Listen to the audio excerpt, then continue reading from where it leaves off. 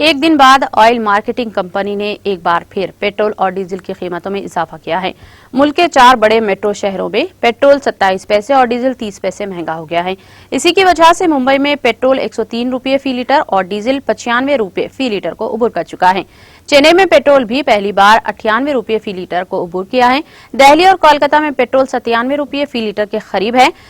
सुरगल oil के marketing company Indian oil corporation के मुताबिक दिल्ली में पेट्रोल की कीमत 27 पैसे के इजाफे के साथ 96 रुपये 93 पैसे और डीजल की कीमत 28 पैसे के इजाफे के साथ 87 रुपये 69 पैसे फी लीटर हो गई है।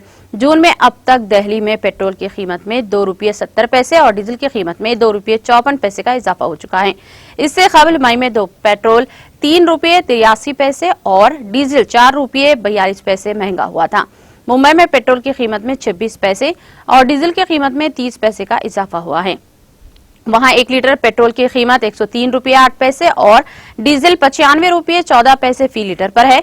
चेन्नई में पेट्रोल 23 पैसे महंगा होकर 98 रुपये 14 पैसे और डीजल 27 पैसे के इजाफे के साथ 92 रुपये 31 पैसे पर महंगा हो गया है। कोलकाता में पेट्रोल की कीमत में 26 पैसे और डीजल की कीमत में 29 पैसे का इजाफा हुआ है। आज वहां पेट्रोल 96 रुपये 84 पैसे और डीजल 90 रुपये 54 पैसे फी लीटर पर पहुंच गया है।